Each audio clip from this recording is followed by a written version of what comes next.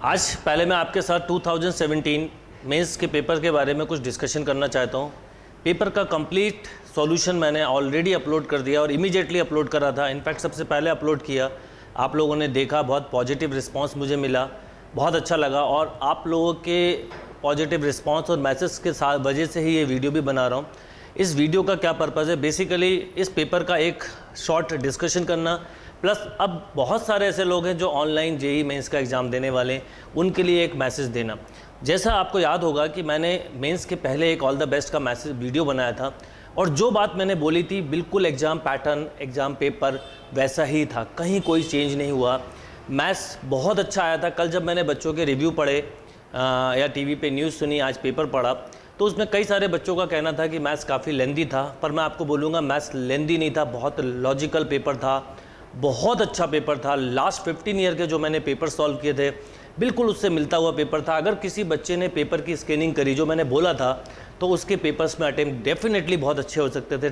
15 question बहुत ही simple थे, single step question थे और मैंने उनको उसी ऑर्डर में करवाया भी।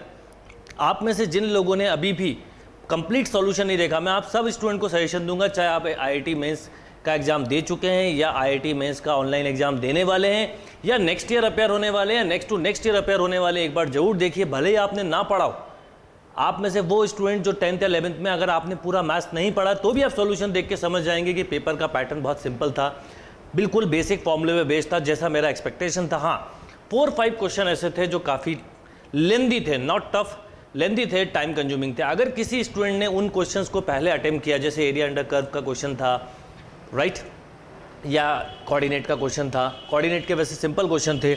अगर हम देखें प्रोबेबिलिटी के भी बहुत सिंपल क्वेश्चन थे। कहीं कोई ऐसा पेपर में मुझे नहीं लगा कि जहाँ पे उलझ सकते थे। केवल एक एरिया अंडर कर्व, एक क्वाड्रेटिक इक्वेशन का क्वेश्चन ऐसा था जो थोड़ा सा टाइम ले सकता था, तो इन क्वेश्चंस को बाद में करना था। अब किसी ने अगर पहले किया तो ऑब्वियसली कहीं ना कहीं उसके अटेम्प्ट कम हो सकते थे। तो यही बात आपको ध्यान रखनी है। आप में से जो लोग ऑनलाइन जेईई मेंस 2017 देने वाले हैं उनके लिए सबसे पहले मैं बोलूँगा, बिल्कुल वही कंसेप्ट जो ऑफलाइन था वही ऑनलाइन के लिए भी रूल अप्लाई होता है। पहले आप लास्ट 15 ईयर के पेपर जरूर सॉल्व करें, 2002 से लेके 2017 तक के। नहीं किए तो उसके सारे वीडियोस ऑलरेडी अपलोडेड हैं, आप सारे वीडियो को बहुत ध्यान से देखें। जब आप ऑनलाइन पेपर दे रहे हों तो ध्यान रखिएगा, पेपर की स्कैनिंग करिएगा, सिंपल से टफ पे ही जाइएगा। जब हर क्वेश्चन के इक्वल मार्क्स होते हैं तो हम क्यों पहले टफ क्वेश्चन करते हैं, ये मैं हमेशा स्टूडेंट को बोलता हूँ। इस बात को आपको समझना है कि टफ क्वेश्चन नहीं, लॉजिकल और सिंपल क्वेश्चंस करने हैं। अगर आप में से किसी ने अभी भी फॉर्मूले रिवाइज नहीं किए तो मैं बोलूँगा फिर से रिवाइज करिए। एक्सपेक्टेड कट ऑफ अगर मैं बोलूँ तो 100 प्लस होगा, मीन्स 110, 115 के आसपास। अगर आप 100 के ऊपर स्कोर बना रहे हैं तो इमीडिएटली एडवांस की प्रिपरेशन करना चालू करिए। कैटेगरीज में जो जो परसेंटेज उसी रेशो में कम होते हैं उसके अकॉर्डिंग आप देख लीजिए, पर एडवांस की प्रिपरेशन चालू कर दीजिए बिना टाइम वेस्ट करे। मेंस में जिस ढंग से हमने प्रिपरेशन की थी बिल्कुल वैसे ही एडवांस के लिए भी मैं आपको रेगुलर सपोर्ट करूंगा और ट्राई करूंगा कि आपका बेस्ट रिजल्ट आए। सेकेंड इंपॉर्टेंट थिंग, जो बात मैंने आप वीडियो में बोली थी, आप मिसगाइडेड मत होइए, बहुत ही सिस्टमेटिक और लॉजिकल अप्रोच से प्रिपरेशन करिए। अगर आप सिस्टमेटिक और लॉजिकल तरीके से पढ़ाई करेंगे तो आप पेपर में हमेशा अच्छा परफॉर्म करेंगे। नर्वस नहीं होना है। ऑनलाइन स्टूडेंट के लिए स्पेशली मैं बोल रहा हूँ, क्योंकि ऑनलाइन और ऑफलाइन में एक अंतर होता है।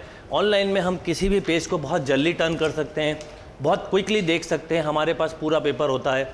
पर ऑनलाइन में ऐसा नहीं होता, हमारे पास एक एक स्क्रीन पे पेज आते हैं, तो थोड़ा सा आपको टाइम ध्यान देना है, एक बार पेपर को समझना है और उसके बाद वर्क सॉल्व करना है। टाइम मैनेजमेंट का ध्यान रखिए, बहुत कूल माइंड से जाइए, फ्रेश रहिए, पॉजिटिव एटीट्यूड के साथ जाइए, बिल्कुल घबराने की ज़रूरत नहीं है। पेपर में अगर मैं इस पेपर के बारे में बोलूँ, जैसे मेरे पास सी सेट है, अगर मैं पेपर के बारे में बोलूँ, कोई स्टूडेंट ने अगर वो 4-5 जो टफ क्वेश्चन थे उनको देख लिया तो हो सकता है कि वो उसके वजह से कम अटेम्प्ट कर पाए। आप सबसे पहले वो क्वेश्चन देखो जो बहुत सिंपल हैं, सिंगल स्टेप या 2 स्टेप में होते हैं। बहुत सारे क्वेश्चन लास्ट 15 ईयर के बिल्कुल सेम पैटर्न पे बेस्ड थे, बस डेटा चेंज होता है, जो हमेशा मैं बोलता हूँ।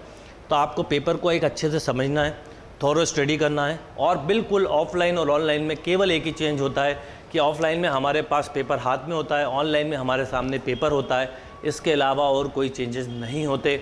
और सबसे अच्छी बात ये होती है ऑनलाइन वालों के लिए, क्योंकि ये ऑफलाइन पेपर आ चुका है तो पेपर का एक लेवल आपके सामने है। क्या होता है कि किसी भी ईयर में जैसे ये पेपर है, ऑनलाइन भी इसी लेवल का पेपर आएगा, क्योंकि आईआईटी ऐसा नहीं करता कि ऑनलाइन में बहुत टफ दे दिया या इजी दे दिया। जो लेवल आपके पास ऑफलाइन में almost same level same pattern के क्वेश्चंस होंगे, बट डेटा चेंज होगा। तो आपको इनमें जो 30 क्वेश्चन आए, आप सोचिए अगर ये क्वेश्चन में डेटा चेंज होगा तो इसका अगला क्वेश्चन क्या बन सकता है, इस क्वेश्चन का डेटा चेंज हुआ तो इसका अगला क्वेश्चन क्या बन सकता है, इस क्वेश्चन का डेटा चेंज हुआ तो इसका अगला क्या बन सकता है। और जो बात मैं मैथ्स के लिए बोल रहा हूँ वो बात फिजिक्स और केमिस्ट्री के लिए भी बिल्कुल एप्लीकेबल है, सेम रूल के साथ एप्लीकेबल है। केमिस्ट्री बहुत सिंपल था, इसमें आपका टाइम सेव कर सकता था, वहाँ से टाइम निकाल के आपको मैथ्स में देना था। मैंने टोटल पेपर का एनालिसिस 60 से 70 मिनट में किया।